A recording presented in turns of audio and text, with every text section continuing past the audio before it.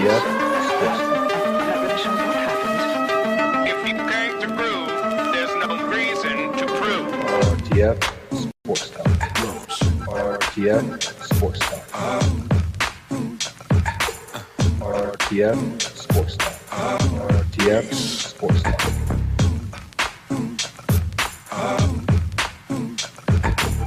And now you've got yourself something funky. RTF Sports Talk. RTF Sports Talk. RTF Sports Talk. RTF Sports Talk. RTF Sports Talk.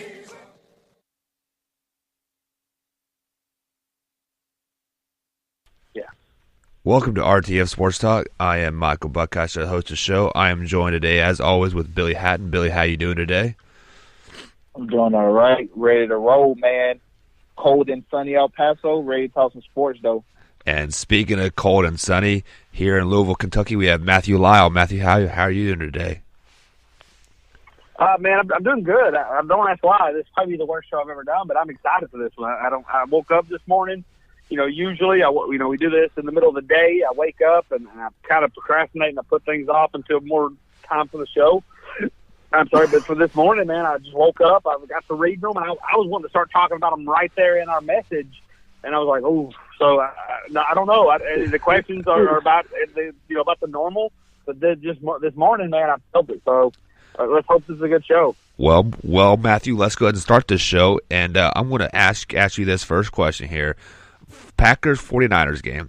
If you guys did not catch this game last night, it was a very exciting, it was the word I'm looking for, it's slipping my, it's surprising that it was an exciting game. 49ers coming there pretty lackadaisical. Packers kind of stumbling in there, and it turned out to be a great game. So, Matthew, I asked you this. Did the Packers win the game, or did 49ers lose that game last night? I'm going to go Packers won the game, and the only reason I am is because this is what I've really been saying about the Packers, and I think there are some other teams you can throw in there. These are two mediocre teams, if you look at an entire roster, 1 through 53, especially when Garoppolo went down. And it was one team that had a quarterback that overperformed. And he, in my opinion, he overperformed for about 59 minutes. And then you just had another quarterback that's just good. He just knows what he's doing. So in this situation, that was the difference. It was a solid quarterback. So that's why I have to say the Packers won it, because he did what was necessary to get the job done. He was able to dink and dunk down the field throughout the game. He was able to find his receivers. Even when it didn't look like he was going to have enough time to get it done, he was able to. And I think the Packers are a pretty bad team. But it just kind of lends itself to how good Aaron Rodgers is to keep pulling these out. And props to C.J. Beathard, he outplayed himself. He might have made himself some money. He might have had get him a gig next year if he can continue this season out. But I just think that even though both teams, in my opinion, are very mediocre, Aaron Rodgers was by far the best player on that field last time. He showed it. I'm going to go on the other side of the spectrum, and I always hate to take things away from teams, especially I'm a sports guy, and I would hate to be on this other side saying that somebody gave the game away. But I think the 49ers gave this game away. In the first half, I thought that they were a little bit more aggressive with Beathard, and not aggressive as throwing the ball down the field, but letting him make the plays instead of having other guys make plays for him. And I thought in the second half, they had a little lead. I thought they were playing a little timid, as most teams do. I always say, when you try to go to this prevent offense, so to speak, that's when you always lose. You have to do what got you there in the first place. And Matthew said it perfectly. I'm sitting there watching that game last night, and I'm like, I have a 6-year-old daughter right now who can get open against these DBs. It's like the Goodwin and all these Kittle These guys were running wide open. It seemed like all game. And it seemed like in the second half, they kind of dialed that back. Also, I do agree. I think C.J. Beathard, I think he overperformed. Maybe a little Matt Flynn-esque here. And, he could trick some team into giving him some money. I just think, I think the 49ers didn't do what they needed to do at the end of the game. And then at the end of the game, when they needed him to make a play, now there's too much pressure on him. He's never been in these type situations. Matthew says it all the time. You have to learn how to win. He hasn't been in those situations to know how to do that yet. And I don't think, Shanahan put him in a good spot in the second half to do that. And Aaron Rodgers, he did what he did. He take advantage of it. Now, I do want to say this. I think when we have superstar players, and I know it comes with the territory, we tend to want to over-give them credit. And, there was 2 throws last night by Aaron Rodgers late in the game, that one touchdown to Devontae Adams and the one on the right sideline to St. Brown. I thought the announcers was kind of over-giving Aaron Rodgers a lot too much credit for that. The throw the Devontae Adams, if you look at the DB, I don't know why he thought that he could jump 30 feet in the air instead of just running under the football. He jumped way too early. The ball went right over his head. Devontae Adams barely had to jump. That's how kind of underthrown that ball was. The ball on the sideline, oh my God, what a great throw by Rodgers. No, it was a great catch. He did what most bad quarterbacks can do, throw the ball behind the receiver. Everybody can do that. But good game by the Packers. I guess they needed this one to stay alive because they definitely couldn't drop this one and have any chance of coming back in that division. I think the Minnesota Vikings is finally starting to roll. But I think it was more on the 49ers losing that game. Oh, all right here. So, I got a question for you guys here. Do you think CJ played himself into a opportunity for a starting quarterback job for next year? And if so, what team do you think really fits him the best? Just a quick off the top answer. I mean, you're a quarterback. You can always play yourself. Look, not to get political on this, being a quarterback in the NFL is like being a rich man in America. No matter how low life hits, you can still do stuff. I mean, look, O.J. Simpson got out of jail. He can still live life as a rich man because he was rich one time. He's famous. Being a quarterback in the NFL is kind of the same. Even when you're, or maybe even a coach too, even when you're at your worst, somebody's still going to need you. We talked about it. We've alluded to it off the air. Maybe the Giants. Maybe they decide to address. Maybe they're not really ready to move on from Eli, which I don't know why for this year. But maybe you're not really ready to move on from Eli, or you can't afford it. So you approach other directions in the draft, and you sign a C.J. Beathard, and you use him as the way that the Broncos are using Case Keenum. But buyer beware. Billy brought up Matt Flynn. We've seen this a lot. We've seen 1 or 2 games get quarterbacks a lot of money and it not equal a lot of success. Matt Castle, you might even be able to say the same about Jimmy Garoppolo. I don't want to because I know his injury, but he got all that money off 5-6 games. So there's always going to be a need, a spot, and an opportunity for quarterbacks that at least pretend to look good. I think I need to say that because I'm not saying that, Nate Peterman's better than other unnamed free agents that, we don't want to get into because we just don't want to derail the show on a different topic. But I don't think he's better than some of these free agent quarterbacks.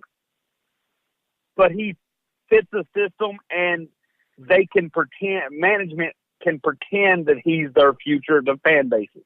And I think C.J. Beathard, after last night's performance, definitely could get that. Matthew, you took the words right out of my mouth. As soon as Mike asked this question, I wrote down in my notepad, Nate Peterman.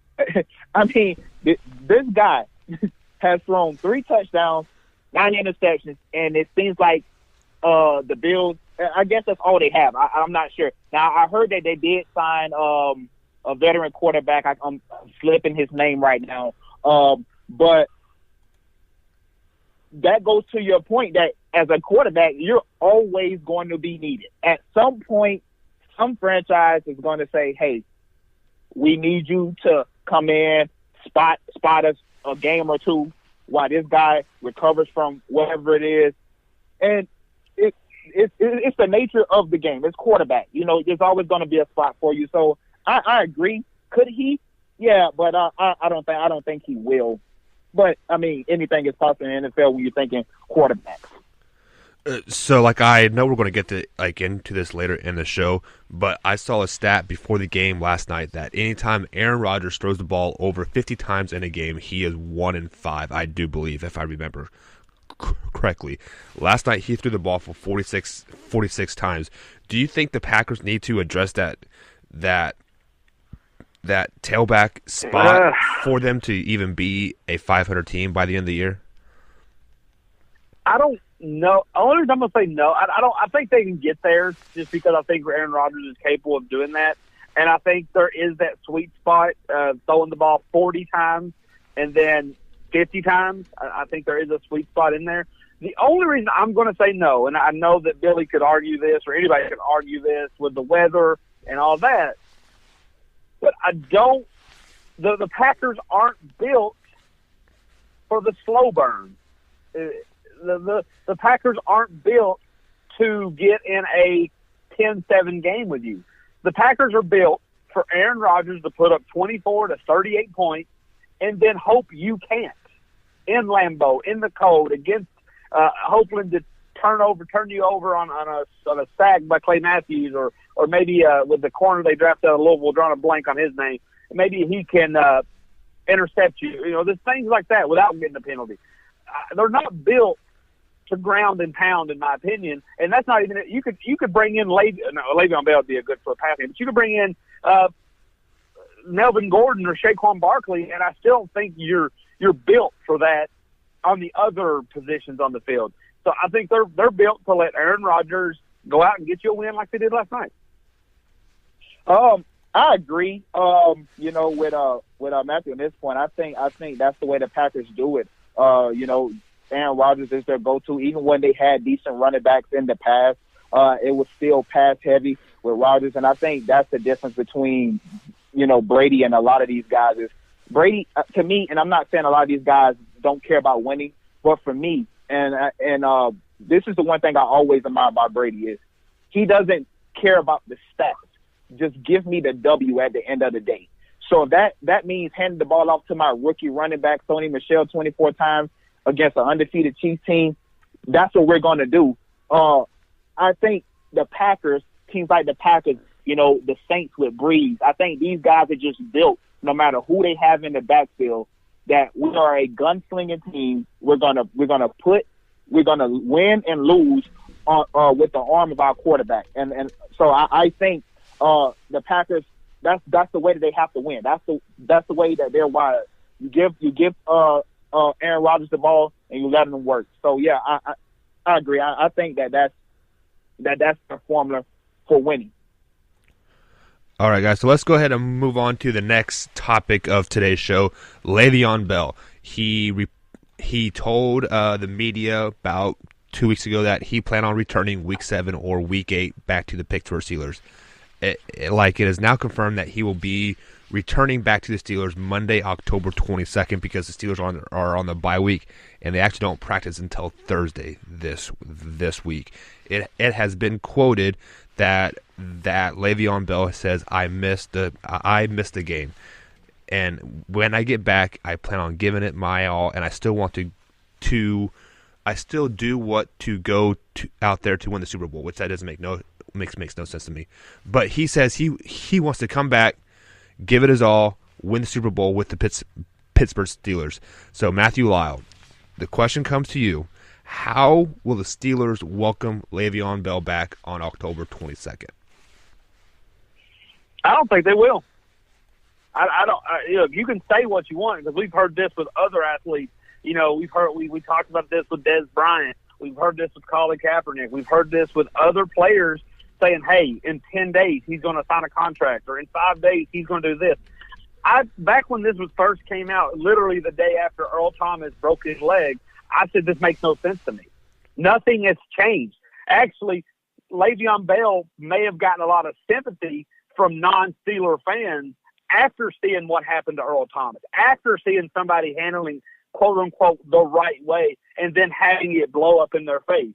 After seeing all that, for the next day for him to say this, I just didn't buy it. I thought maybe, in my opinion, I thought it was to drum up some trade interest when they're like, oh, he's willing to play now. But I don't, maybe he didn't get, maybe the Steelers or the Bell didn't get the anything that intrigued them. I don't see him being there Monday. Now, I don't know the exact verbatim letter of the law of the franchise tag. I know there's something around week 11, but I don't see him playing this season, at least for the Steelers. And I sure don't see him being there by Monday. So I can't even fathom what's going to happen if they try to, because James Conner's playing decent. They're actually the much talked about Ben Roethlisberger, Antonio Brown connection starting to smooth out. I think Antonio Brown's had 3 touchdowns in the last 2 games. He's really turned it on. I don't see them, welcoming him really back, and I don't see him wanting to come back. So I know the reports say A and the reports say B. I don't see it happening, and I'm not going to buy into it. I think they will welcome him back. I don't think he will start. I think right now the team likes Conner. I tweeted out something on Sunday after James Conner had the first long run, the one that they called down right at the 1-yard line. And I said it seemed like these offensive linemen, like they over-exaggerate they praise for James Conner whenever he do something well. And it just seems kind of childish to me. Now, I think he is coming back, and he will start. There's no way that you're going to keep a talent like that off the field, especially when you're paying this guy around $850-something thousand per game. You're not gonna let him sit on the sideline just to sit on the sideline, especially when you know that you're not going to re-sign him anyways. So what does it hurt you to go out and basically do what the Dallas Cowboys did to DeMarco Murray? We're not going to re-sign you to that deal you want. So let's go out here and give you 400 plus carries, and we not re-sign you and let you go to somebody else and let them deal with damaged goods. So I think he's going to come back. I think he will play. I just think James Conner will start. And James Conner, to your point, he has been pretty good. I think he got like 453 yards on the season, rush yards. That's 5th in the league, 7 touchdowns on the year, and that's 7th in the league. But he has some games in there where he was just poor. 19-yard game, like a 21-yard game. But he had those 3 games, and those 3 games, I believe it was against the Bengals, the Steelers, and I believe it was I can't remember the other team right off the top of my head right now, where he got 135 yards, 110 yards, and 111 yards. All 3 games where he got over 100 yards, he scored 2 touchdowns in. The other 3 games, he got 1 touchdown combined. So they need Le'Veon. Whether they know it or not, they need Le'Veon. They're still behind in that AFC North. They still have some climbing to do. They do own the tiebreaker now with the Bengals. But they need Le'Veon. James Conner don't give them the same electricity that Le'Veon could give them. When Le'Veon splits out wide, who do you cover now? Especially with the emergence of Juju Smith-Schuster and Vance McDonald. Who can you double now? You got Antonio Brown, you got Schuster, you got Vance McDonald, and you got Le'Veon lined out wide. Maybe now you can throw a little wrinkle in there like what the Ravens do with Joe Flacco and Lamar Jackson, and you leave James Conner in the backfield. Now what do you do? So I think it'll be stupid, honestly, for the Steelers not to get all they can out of Le'Veon, especially knowing that they're not going to re-sign him anyways. Look, I agree, and you're absolutely right. If that's the game plan, like I think I'm making like just a proverbial piece of paper here that the Steelers have everything written down, and the majority of that paper is a plan without Le'Veon Bell, and then down at the bottom is a little box, and inside that is everything Billy just said. If Le'Veon Bell returns, I don't think that's a secret, but I think that exact reason is why Le'Veon is not coming back. I do not think, because look, Billy said something that to the naked ear, to just off the top, sounded absurd. 400 touches for Le'Veon in say 8 games. But don't be surprised if he comes back, if the Steelers try to make that happen, that's on average, over 20 plus catches. I could see him getting 30 carries, 10 catches. And I think that's the exact reason he does not come back. He knows that to them, he is house money. Billy alluded to it perfect. You're not re-signing him next year. You prefer that he go to the Colts on one good leg. You prefer that he's on his last mileage when he goes there. You prefer that if you're the Steelers. And and Le'Veon knows that.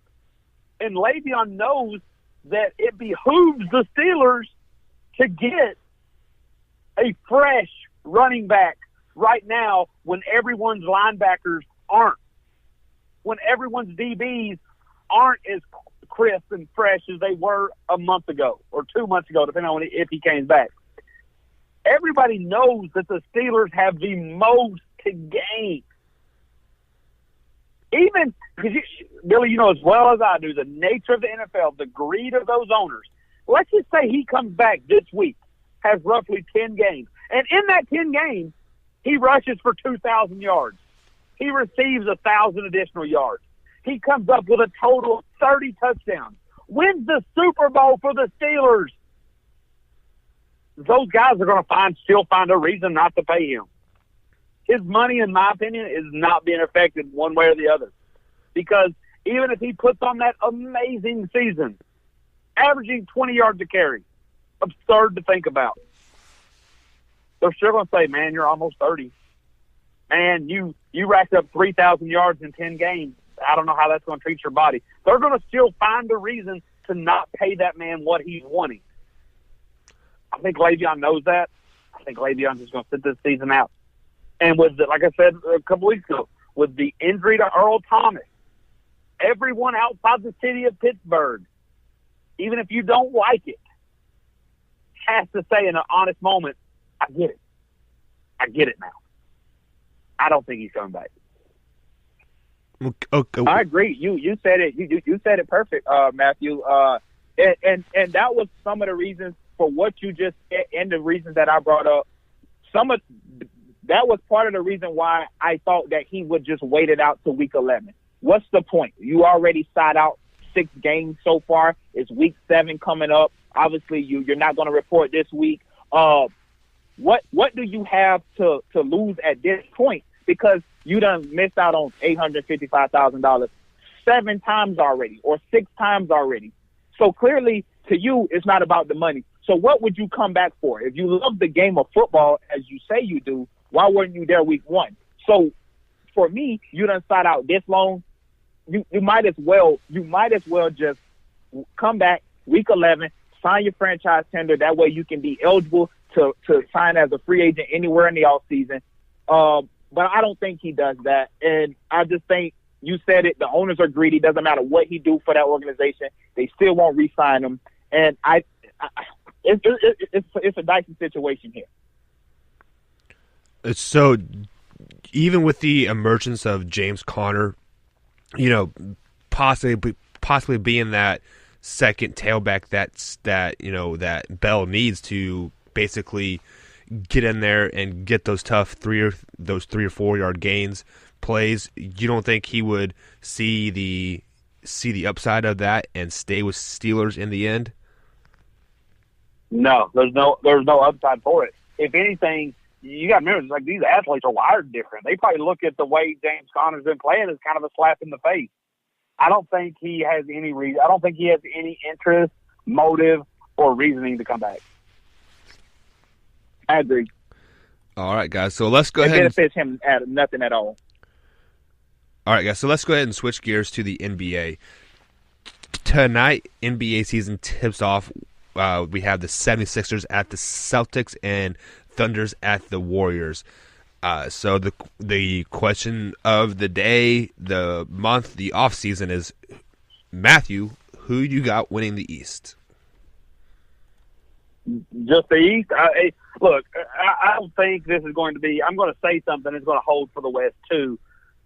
The NBA does not give itself – does not want to lend itself to parity and many surprises. Even if you look at the few years that the 8th seed beat the 1 seed, the 1 seed wasn't the true favorite.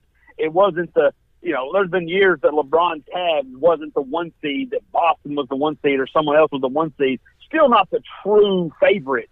And so I think the East and the West have their favorites, and really everyone around them are doing one or two different things, moving down or trending up. But the ones that are trending up, I don't quite feel confident that, as Billy alluded to, that I say all the time, and I'm very firm in this in any sport, they're not learning how to win. As good as Philadelphia looked in the regular season last year, they reverted in the playoffs. I saw nothing in that playoffs that said, hey, guys, we're taking a step forward. Even Boston, I saw them the year before, even though both seasons ended in losses to the Cavs, I seen them improve. I seen them take a step. I seen them take what they learned from the previous year and apply it to the next year. I didn't see that from Philadelphia in the playoffs. Miami Heat, I don't know what they got. Cleveland, they tell you, oh, we're still the favorites in the East. Let's be real, they're not. They got some good pieces, but it's not enough. The Bucks, they're kind of like I actually think the Bucks will be better than the Sixers, but I think they'll be this year's Sixers. They'll have a really strong season, but they still don't know how to win when the playoffs come. When it comes to playing the best teams 4 out of 7, when you're playing 2 back-to-back nights and traveling across the country to play again, I don't have faith in anyone in the East but Boston. So I got to go Boston right now coming out of the East. I'm right there with you, Matthew. Just to start off, I got Boston winning the East. To your Philly point, I said it all year last year. I don't know what is the hype about this team. You got a Ben Simmons who, to me, I don't want to say overrated, because I think that's a little over the top. But I think he gets a little too much love when he doesn't really deserve it. I get it. He's 6'10". He got point guard like abilities other than he can't dribble, which is the reason why TJ McConnell had to play the actual point guard position in the playoffs, because Ben Simmons couldn't get anybody involved because he can't dribble. Nobody respects him when you can't dribble and you don't have a jumper. When all your points live in the paint. Joel Embiid, I think he's easily top 2-3 center in the NBA. He just can't stay healthy. I don't think that they are there yet. To your point, Matthew, that can't learn how to win. They blew 3 games against Boston. When in the final seconds they were winning, and they just gave it away. Costly turnovers, 2 and 3 turnovers on back-to-back possessions, and it's like this team is not ready to win, which is another reason why I thought LeBron would never go to Philly. For what? He got to teach people how to win again. Boston is right there. They get Kyrie Irving back. They get Gordon Hayward back, who was at least one of the top 2 or 3 guards, in the Western Conference when he was playing for Utah. He just never really got that kind of recognition. Tatum came out last year. Brown actually took a leap last year. Rozier took a leap without Kyrie. He got his confidence up. We know what Al Horford does. They still got Morris over there. They still got Smart. That team is loaded. I just think with LeBron going out of the East, I think this sets up a Boston-Toronto Western Conference Finals matchup. But before I get out of here, surprise team this year coming out of the East, Washington Wizards. They did get Dwight Howard, which I think is a big upgrade from Marcin Gortat. To me, he's a better rim protector. He's better in pick and roll. And last year, he had one of those type seasons again, 17-12. I think that's about all they're going to need on that team with Bradley Beal and John Wall, Kelly Oubre, and the guys. All right, Matthew Lyle, who wins the West this year? Once again, let me just echo the East on this. You have 2 types. You have the favorite, Golden State Warriors. I don't think that's a secret. And then you have 2 types of teams. You have the teams trending down and the teams trending up. And the teams trending up, in my opinion, aren't ready to win yet. The Jazz. I really like them. I really like Donovan Mitchell. But I still think they got some things to learn. The Lakers with LeBron. I think that's going to be the future. Obviously, I think their big plan is to bring in more All-Stars. But like this year, I think they're going to do all right. But I don't think it's going to be enough. I don't think there's enough guys around LeBron. LeBron couldn't win last year or struggled to win in past years with guys who know how to win, with guys who have won titles. So now he's with guys who don't. And, I mean, I guess Rondo has one, but that was many years ago. I think he's not – I don't think that team's quite there yet. The Pelicans, Anthony Davis, still learning how to win when the playoffs come. Everything I said about the East still holds up here. And then, let's not even talk to the fact that the Warriors – it's not like the Warriors just sat there. They got better. And the scary thing about the way they got better is they get a chance to get better for years to come because all these young guys around their quote-unquote big four, especially the big guys, get to come in and learn. They're young guards. Quinn Cook gets to develop and improve because depending on how they play, he might get a lot of run behind Steph. You got Jordan Bell and big guys, the big men getting to play while Boogie just sits back and gets healthy. So these guys get to play in really a perfect offense because you can't double the big, and they get to improve. They get to develop. They get to go chase their money if they choose to bounce or if they choose to stay. And then once Boogie comes back, if everything heals correctly, I mean, I think it's going to be a done deal. Oh, yeah, I think this one right here is a slam dunk here. I mean, I think the Golden State Warriors winning, and I don't think anybody is really close. But I will say this, to Matthew's point, LeBron is with guys who hasn't learned how to win. Utah, I think they're getting there. They got Gobert, Donovan Mitchell. They drafted Grayson Allen this year. I think one of the surprise teams coming this year in the Western Conference will be the Dallas Mavericks. I think what they did in the offseason, I think they helped themselves. Now I hear Dirk is going to be out for a few weeks.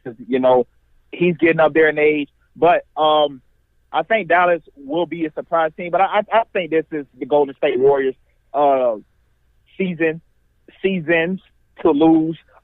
I mean, you got Steph, 2-time MVP, first unanimous MVP. You got Kevin Durant, 7 feet, who can put the ball on the floor, who can shoot over anybody in the NBA, can go past guards.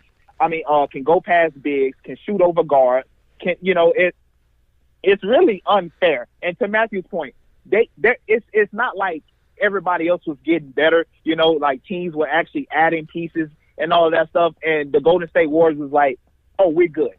They went and got Boogie Cousins.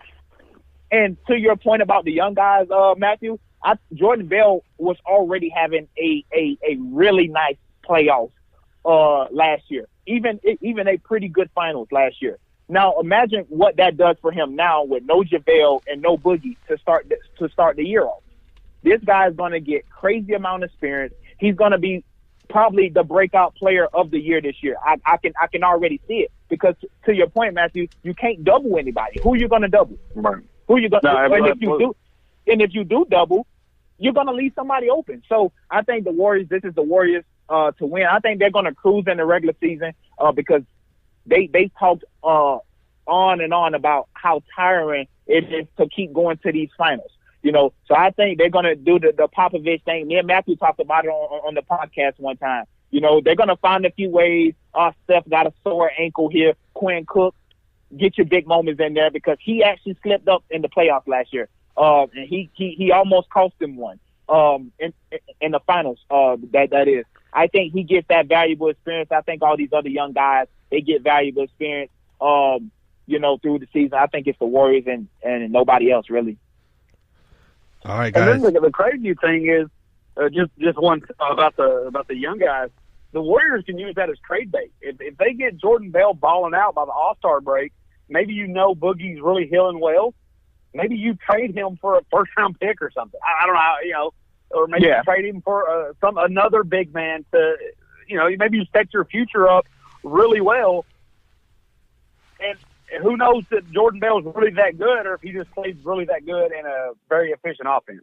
But move on. Move on, Billy or Mike. All right, guys, moving on here. Overreaction, underreaction Tuesday. First underreaction question. Patrick Mahomes is the best quarterback in the NFL today. Matthew. Too soon to tell. So if I had to give an answer, I'll give it overreaction. And the only reason I'm going to give it that, and this argument was inspired, or this my discussion or point of view was inspired by the news, if you'll call it that, of Ariana Grande and Pete Davidson breaking up, and calling off their engagement. Everybody wants to get married after 6 months because life's great. There's no fighting. You haven't had to be tested. There's no real, you're not living together more than likely. You don't know how this person reacts. You don't know how this person eats. You don't really know how this person sleeps.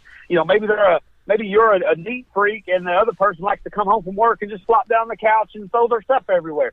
It's things that you learn over a test of an actual relationship, over being together for X amount of time, over living together for X amount of time, over the engagement. And then you get married. And those are the ones that typically tend to last.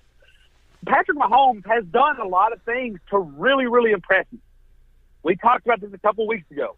He went up against a solid Denver Broncos defense, and he put up points.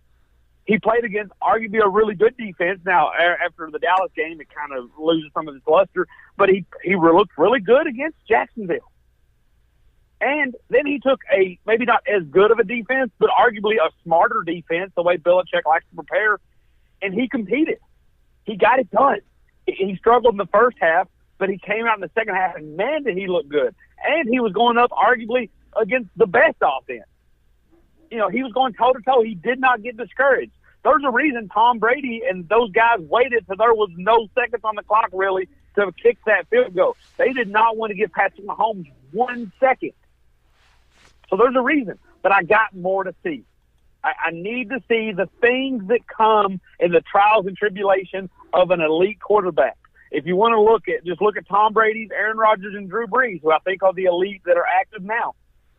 I need to see him struggle when his weapons are out. I need to see him struggle when it's just not his day, but still find a way to get a win. And maybe we've already seen that, but I need to see more of it. I need to see him get injured and come back of it.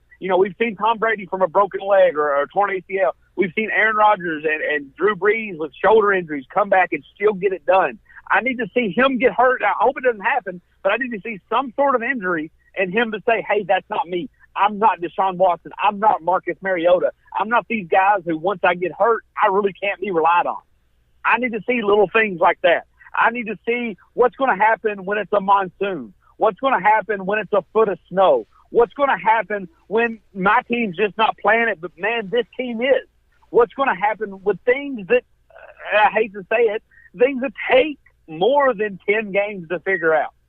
Things in life that's going to take 1, 2, 3 seasons. How does he play? And we've seen how he plays in big pressure of regular season games. How does he play in big pressure playoff games?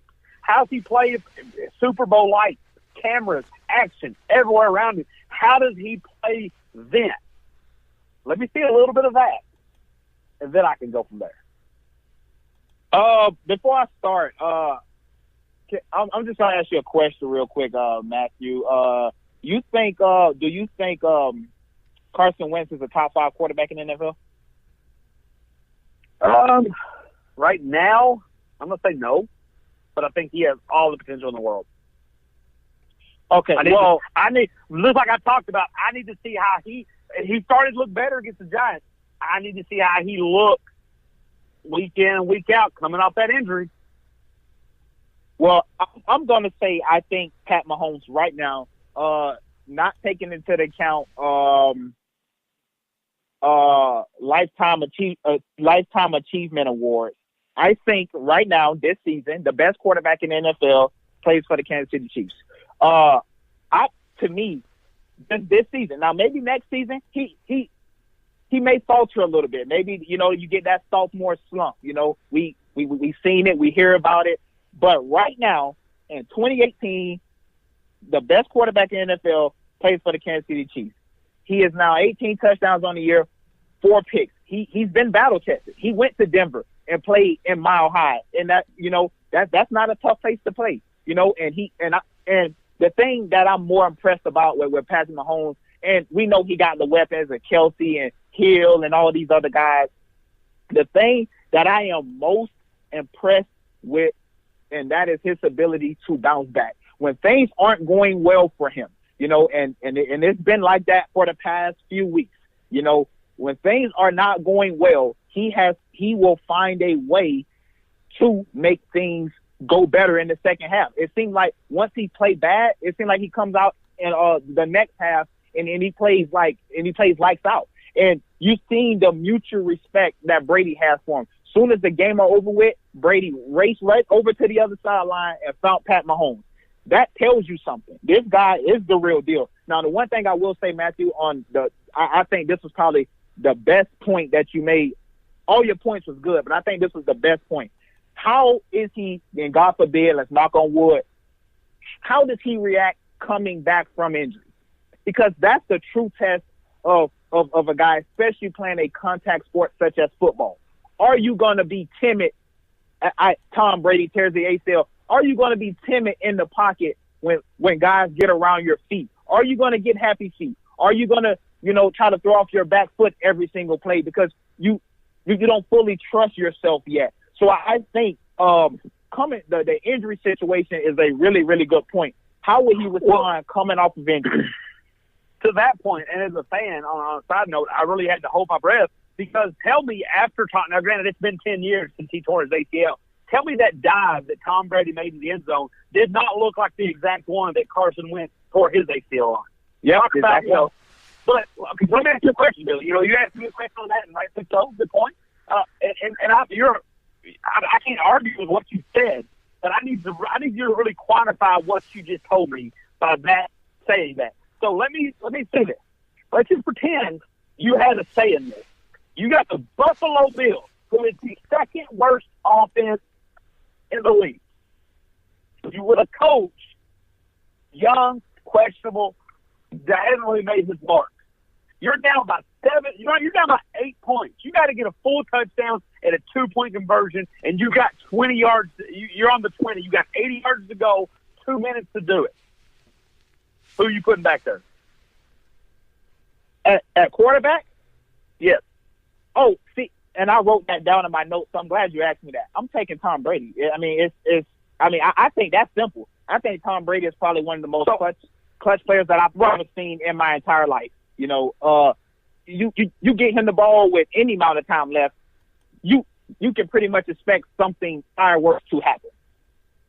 So okay, I'm glad you answered that honestly. And look, I think Patrick Mahomes is playing amazing. I do not want to take that away from him at all.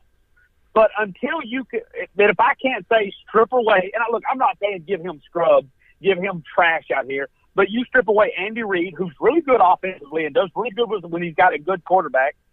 Back in the days when he was in Philadelphia, you strip away Tyreek Hill, which is blowing my mind.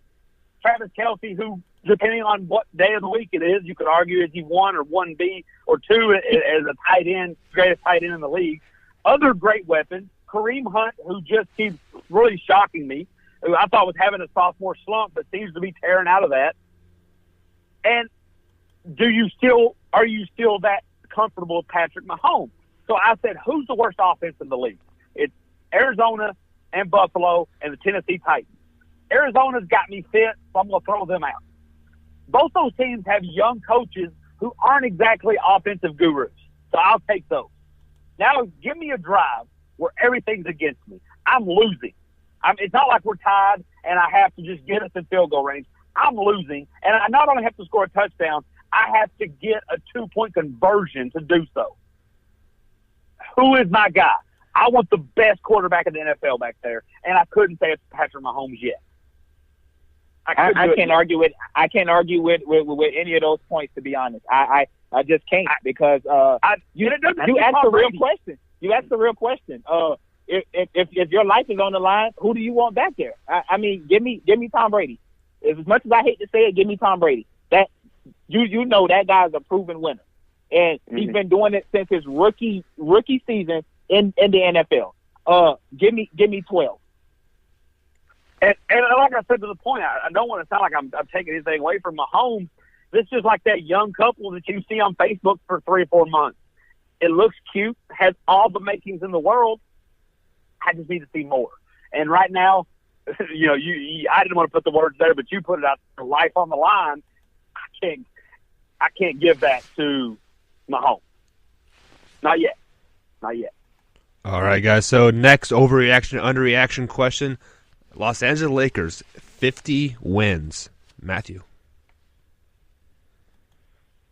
I'm going to go – that's about right. I guess underreaction, if you want to say. They got LeBron. I know – look, I'm not saying the Lakers are going to win the championship by any means.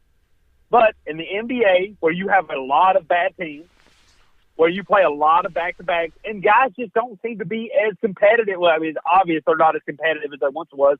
But even on a night-to-night basis, I see it all the time. Teams go into the fourth quarter down 15, 20, 25 points. They bench everybody. They don't even try to come back. And maybe it's rightfully so. I mean, I even see it in the playoffs. Game 1, you're down 15 at the start of the fourth quarter. You got the reserves in. Like, coaches, players, teams, they don't mind losing games as much as they once did. So I think you add in LeBron.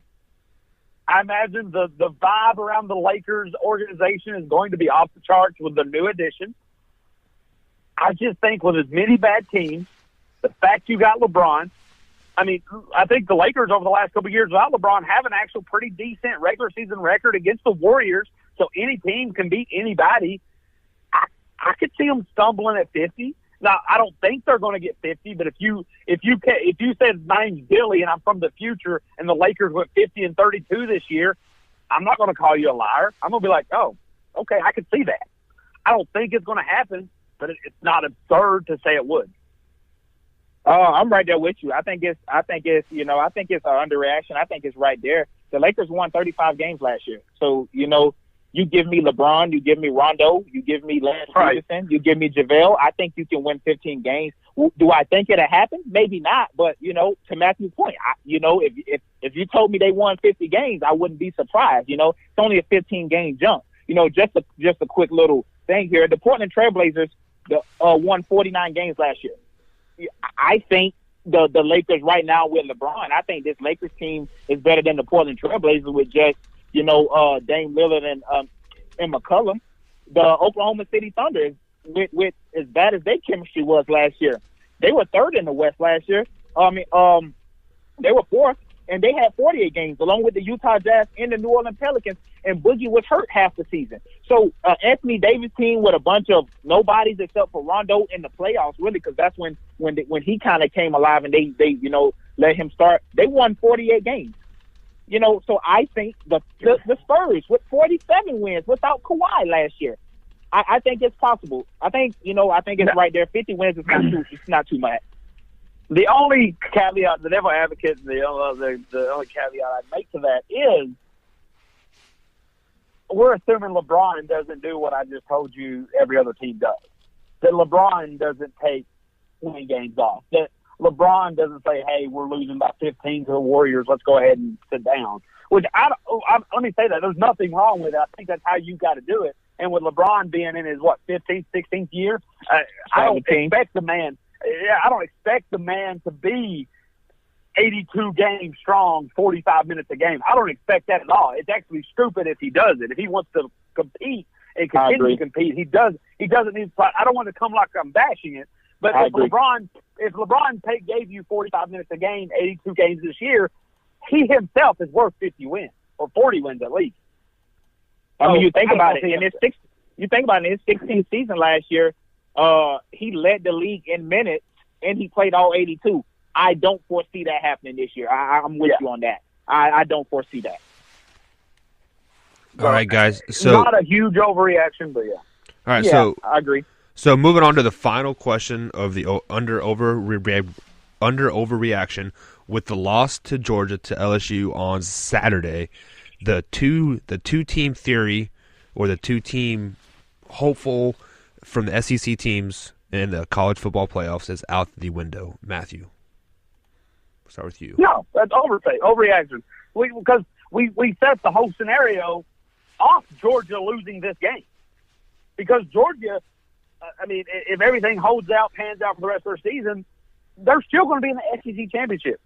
They're still going to get the chance to beat a Bama team. They're still going to get a chance to impress by doing that. And if anything, this made this more likely because now any doubter that the committee had on LSU Actually, I actually think that's a better chance. And hear me out. There's a better chance of this happening now. LSU beats Bama. LSU goes to the SEC championship, loses or wins, whatever. The winner of the SEC gets in, and Bama still gets in. So I think more than ever, the two SEC teams is just as likely. It's because now you have another contributing team that in the eyes of the committee. Now, I'm not telling you this is right or deserves to be or whatever. I'm just speaking on the eyes of the committee. The SEC just entered a new contender. When LSU beat Georgia, the committee said, we have a new puzzle piece that could contribute now. Georgia's still going to get its chance if it takes care of business the rest of the way to beat Bama and get in on their own right. Bama's probably already a lock in. LSU gets its chance to beat Bama and win the SEC and get in. Actually, and it hurts me to say this as a fan base, because a couple, and I'm not saying a lot of people, a couple of SEC pundits, I think it was two, picked Kentucky to win the East, which is possible. If Kentucky wins the East, even if Kentucky beats Bama, I don't think they get it. We talk about winning and earning credit with the committee. There's certain schools, maybe even Florida doesn't really quite have that credit with the committee anymore. But Georgia, Bama, LSU, Auburn kind of had it, but they lost it. Florida, Georgia, Bama, LSU have the committee where they are sitting in favorable minds with the committee right now. Just my opinion, but I still think it's as strong as ever. When me and Billy talked about this last week, it was under the mindset that they lost to LSU. They did lose to LSU. That doesn't change anything. Now, if Georgia loses again, you can bring that up, and then we can chat. If Georgia loses to Florida this week, that will have a big impact on that, even though I think LSU is still a contributor in that. I don't see Bama losing at least in the regular season, but right now, I think that's an overreaction. I think this is an overreaction as well. I think Georgia losing to LSU was probably the worst thing that could happen for a college football fan, honestly, in my opinion. Because now Georgia is on fire now because they know they have to get to Atlanta. They have to, and I think, you're looking at the polls. The polls tell you everything that you need to know. Normally, the polls are not that different from the committee's view. A little tweaks here and there. I still think Georgia's the second best team in the country. I think the loss to LSU, I don't think that did anything for me. They were in Death Valley. That's a tough place to play, whether you playing there in the daytime or at nighttime. But the polls showed you that there's still two SEC teams that can potentially squeeze right on up in there. And what I mean by that is Georgia dropped from number 2 in the country, where they played horrible, didn't even look like they were Georgia, to number 8 in the country, I believe it is. So you can lose, get demolished, and you still only drop 6 points. Miami lost, they dropped like 10 to 15 spots in the polls. And that's the I guess I want to say the factor. Yeah, the SEC bias that's going on there, where you can lose, it doesn't matter, and we still can put you there. Go ahead, Matthew. As a fan, let me just rattle this for 1 second, because as a Kentucky fan, this can go away at any time. Kentucky is getting to the point where they're actually getting to enjoy the SEC bias. We're on the bye exactly. Coming off an ugly loss to Texas A&M. We moved up 4 spots. And I think the only reason it did is because who else is looking good? Florida and Mississippi State. And they're saying, hey, Kentucky's got the number 3 defense or number 4 defense in the country, number 2 in the SEC. And look what they're doing. Move them up. They're part of the SEC brotherhood now. So, look, and with a Kentucky fan, we could drop one to Vandy and all that be done like a broken glass. But to show you how true, to build on Billy's point, how true that SEC bias is, who would have thought a Kentucky team on a bye week would move 4 spots? Not just 4 spots like 25 to 21. We're dangling in the top 10. That's crazy. It's wild. If we would have beat Texas A&M, and I'm just saying this, I'm not saying this as a Kentucky fan, I'm saying this as the SEC bias goes. Had we been undefeated, had we beat Texas A&M, I guarantee you we moved up in the top 5 just because we were an SEC school. Easily, yeah. I mean, and it's that way. You think, and they did this for a reason. I think the committee first rankings next Tuesday when they come out. It's always that first Tuesday after week 8. I think the committee is going to be right there with this poll. You know why? Because now it gives Georgia. It's saying, you know what, Clemson. You know what, Ohio State. You know what, Notre Dame. Show me you're that good. Show me you're that good. Because if not, we got teams right here that we can slide right back in there that we want to slide in there anyway. So do us all a favor and, choke like you normally do. And so we can go ahead and have this 2-team SEC showdown again for the national championship. And to be honest, I wouldn't mind it because it was such a good game last year. But as a fan of the sport and as a ACC guy, I hate to see 2 SEC teams in there, especially when losses should matter. When you lose, that should matter, But obviously it don't. I think it's an overreaction. I think the SEC get 2 teams in there. And listen, watch out. You may get 3. Who knows, man? I was about to say that. And like we said with the NFL saying, hey, you're not going to give me legit quarterbacks. We're going to create them. We're going to create a passing role where everybody can be a legit quarterback. I think Billy's got a great point. The committee's saying, you're not going to give me legitimate teams. We're going to create legitimate teams. And don't let LSU beat Bama and then the LSU-Georgia championship game be great because Billy's right. And if Notre Dame, Ohio State, I think they got a pretty solid chance. But if Notre Dame, Clemson lay some eggs down the stretch, don't be surprised if you don't see number 1 seed Ohio State, number 2 Georgia, number 3 Bama, number 4 LSU. Well, do not be surprised if that goes down that way. I definitely agree. And if that happens, I think the rest of the college football world will boycott the playoff. Let's be honest. Here's the thing. Just like boycotting in today's society goes, it looks good on paper. It looks good on Twitter. But I guarantee you those views will still be there. All righty, guys. Definitely agree. And speaking of Twitter, Billy, where can people find you and the Unpopular Opinion podcast at? Grand Jefe on Twitter, GRANXJEFE. I've been giving you guys longer information lately. I'm sorry about that. On Twitter, the Twitter handle for the Unpopular Opinion page is Unpopular 2018, not Unpopular Opinion 2018. It's Unpopular 2018 on Facebook. However, it is Unpopular 2018. And also, the Unpopular Opinion podcast is now available on iHeartRadio. So for all you iHeartRadio listeners out there, when I go live, you can join me. And as you see, big things are happening over there on the Unpopular Opinion podcast. All the links to Billy's stuff is down in the description below here on the YouTube live format here. And also up there at the top right, you see a little card. That is breaking news that Billy broke yesterday about the Bucs defensive coordinator Mike Smith getting fired. If you guys like the breaking news, be sure to subscribe to the channel and hit that bell icon. And every time Billy or myself or Chris or Matthew, we go live with breaking news from your ACC conferences, Big 12 conferences, the NFL, NBA, etc., you will get the notifications. So as always, guys, thank you for joining us, and we'll catch you Thursday at 1 p.m. Eastern Time. As always, have a great day.